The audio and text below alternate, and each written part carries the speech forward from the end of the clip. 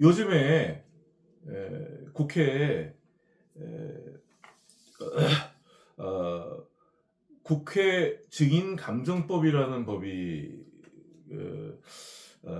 한덕수 총리에게 이제 권한대행에게 더불어민주당에서 탄핵을 경고하면서 이거 법안을 이렇게 통과시켜 달라고 6개 법안을 이렇게 제시했는데, 이 국회 증인감정법은 그 핵심은 뭐 다 아시겠지만 그래도 제가 핵심을 한 4가지 말씀드리겠습니다.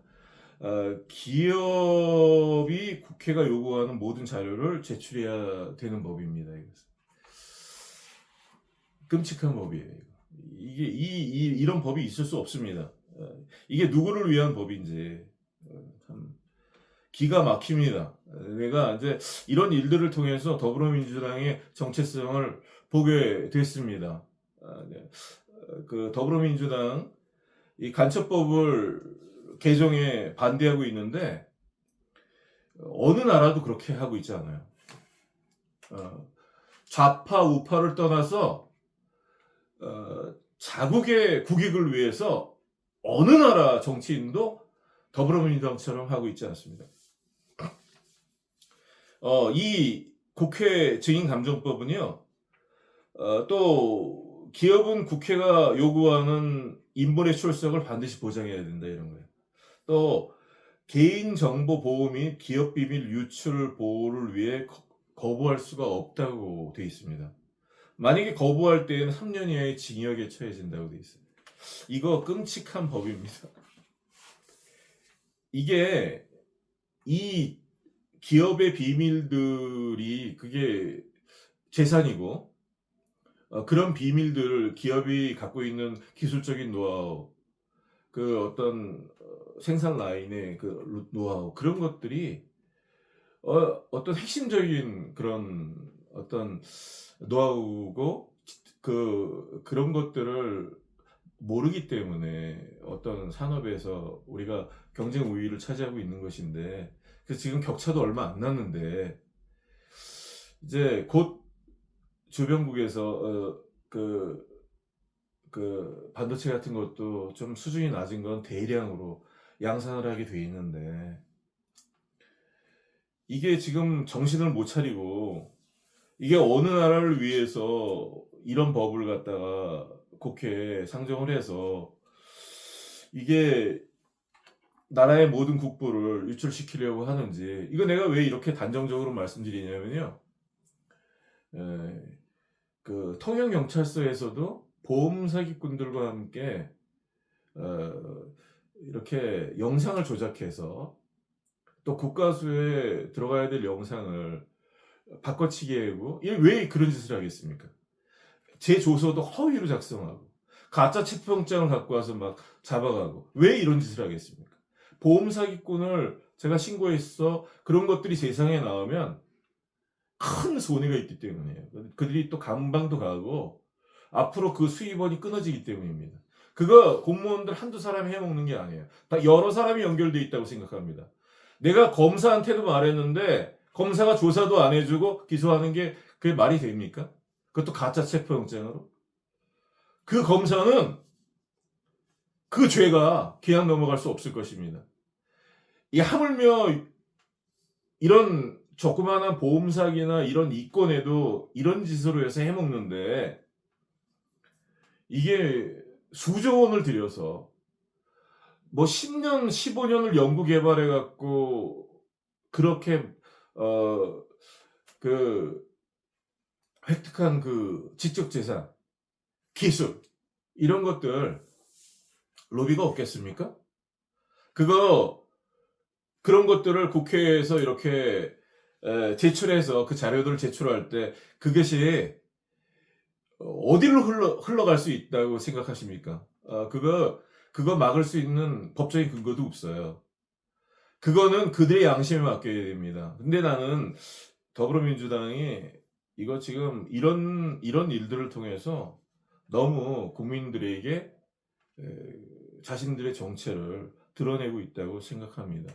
내가 시간 관계상 다 말씀드릴 수는 없어요. 2019년 12월에 그렇게 뭐 청도에서 캠프 신축해서 자리를 잡아서 사업을 하려고 부동산도 사려고 그러고 또 이렇게 하다가 거기를 철수했습니다. 여러 가지 일들이 있어서 볼 때.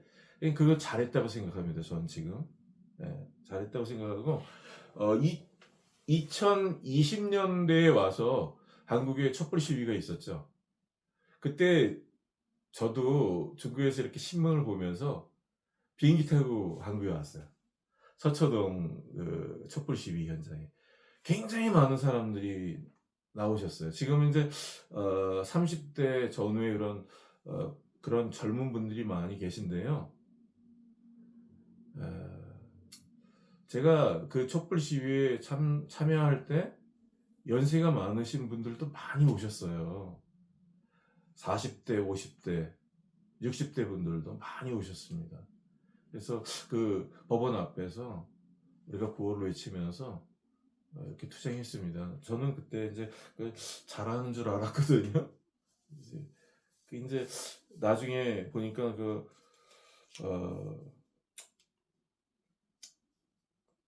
국민들이 다 아시니까 40대, 50대, 60대 그런 국민들이 많이 참여 안 하시는 거죠, 지금.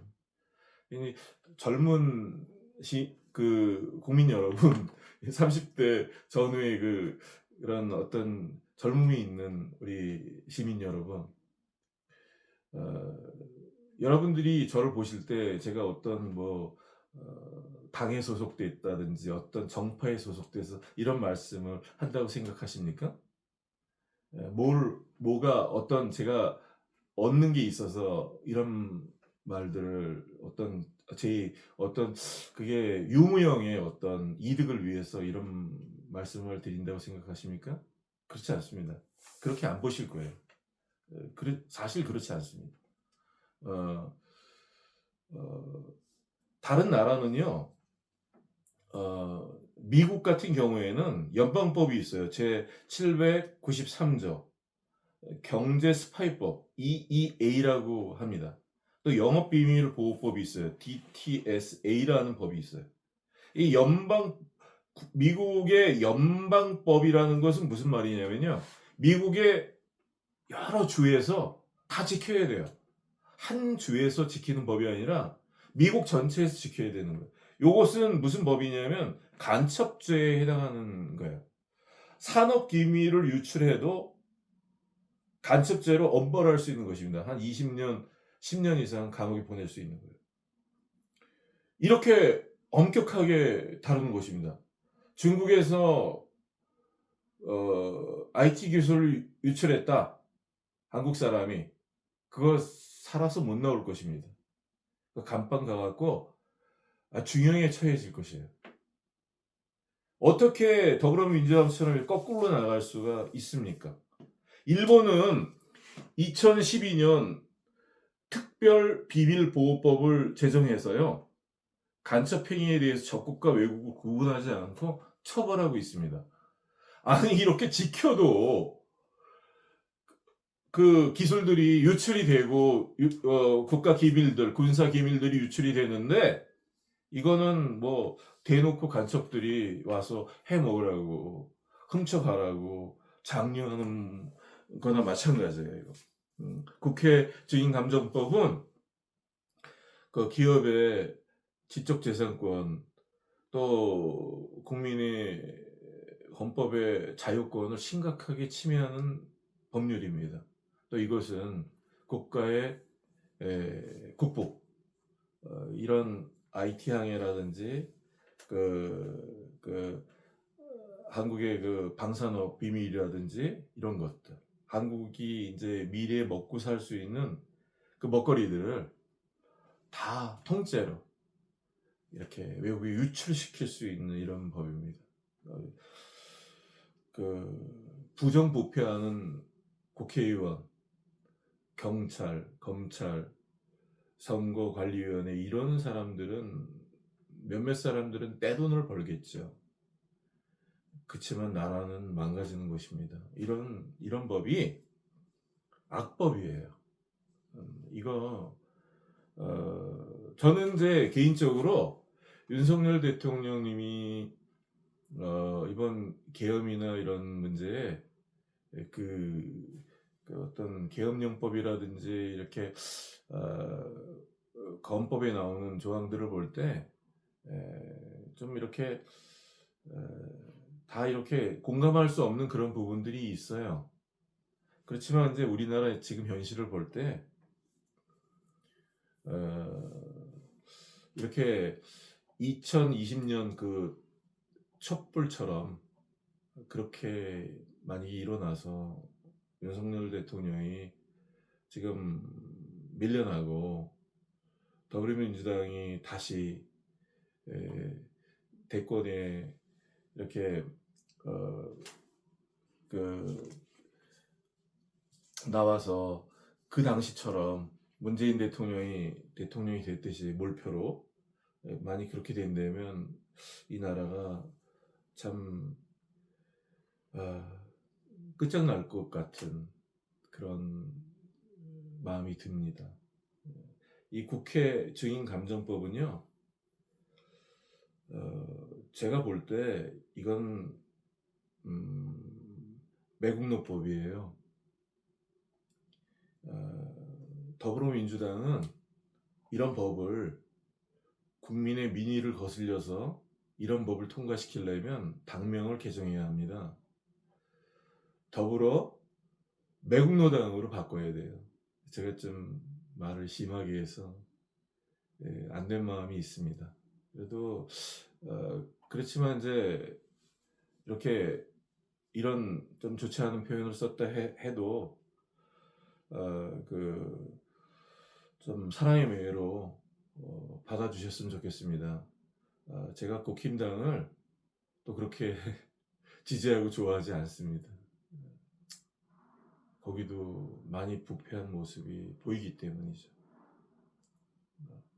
근데 이렇게 노골적으로 기업의 비밀들을 외국에 유출시킬 수 있는 이런 법들을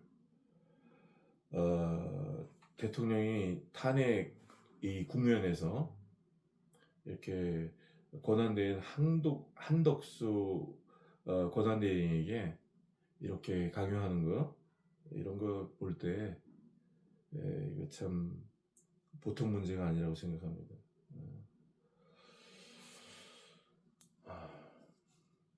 더불어민주당은 간첩법 개정에 반대하지 말기 바랍니다.